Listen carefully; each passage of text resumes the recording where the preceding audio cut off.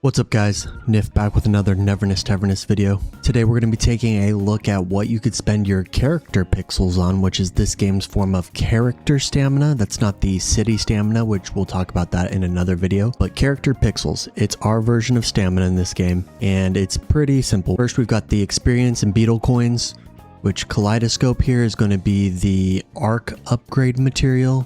So like you spend that experience to upgrade your arcs. Then you've got the collection, which is for character experience. And then you've got coinicles, which is going to be beetle coins. Beetle coins are the currency that's going to be used to upgrade your character, your skills, and your weapons and all of that. It is different from the fawns, which are used in the city. So you've got those two different kinds of currency. Fawns are going to be used for buying property and all that. Then of course we've got our ability upgrades. These are going to be the domains that we farm in order to upgrade our character's abilities. Pretty standard fare. After that we've got the arc ascension, which again is just materials to upgrade your arcs. Very straightforward, it's what we're used to. Then we've got consoles. This is where things get a little bit different. So we've got Shadow Creed and we've got Tiny Big Adventure, which are two different forms of cartridges. Of course, you equip 2 of them, you get a bonus. You equip 4 of them, you get a bigger bonus. But when we look here, we've got these shapes, which is going to be how we equip the actual cartridges. It's a little different.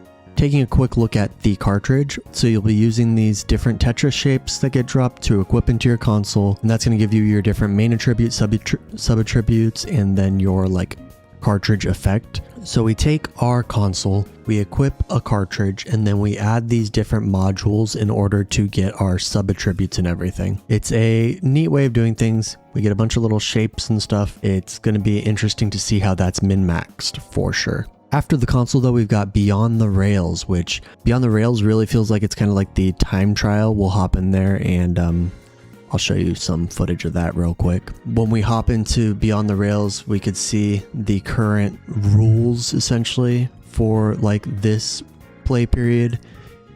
Each basic attack by the current character increases basic attack damage by 5%. This effect can trigger at most once every 0.5 seconds and stacks up to 10 times, lasting 15 seconds.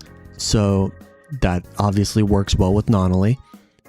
We're given targeted goals, defeat all the enemies with X amount of time remaining. So it's kind of standard affair for what we've come to expect from certain endgame modes. Once you reach stage 6 though, it looks like it requires you to use an inbound team as well as an outbound team, which gives you the mob's weaknesses. That's the point at which you're going to start requiring 2 teams for this mode. After Beyond the Rails, we've got the Anomaly Hunt, which is the weekly boss. It gives you materials such as the Confessional Flower Seed, which is utilized to upgrade your characters.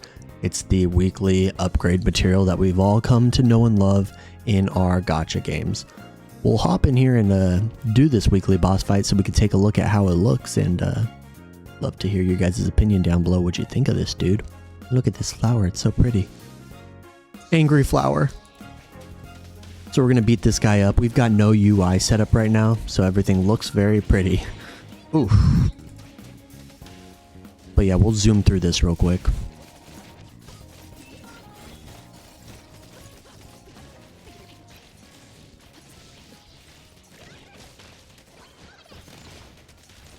Now's a great time to shout out, hey, if you're enjoying this Neverness content, please subscribe. I'm still figuring out what I'm doing here, but I'd love it if you would join me for this journey.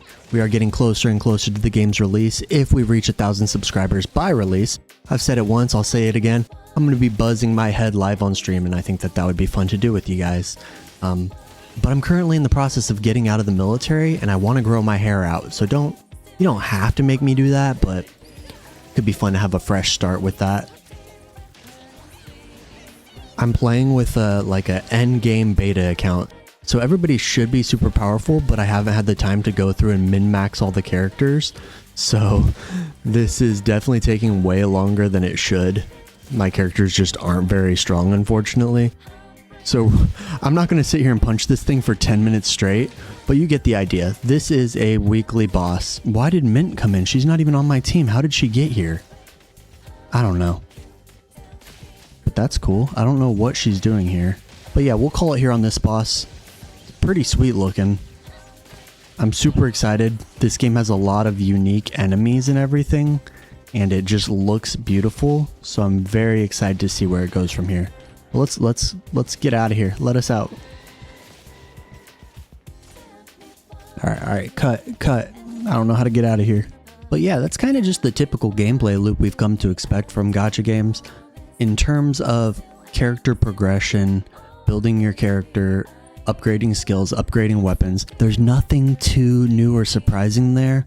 It's doing the formula that works for everybody else already. And yeah, nothing new there.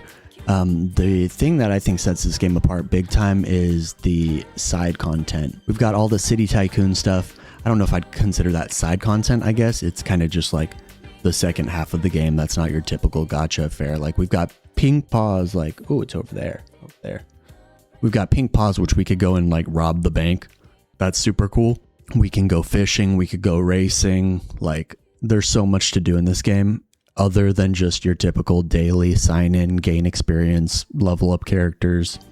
Like there's way more to do than just that. So I'm excited for that part of the game. Just look how beautiful, like look at this city. Super excited to explore it.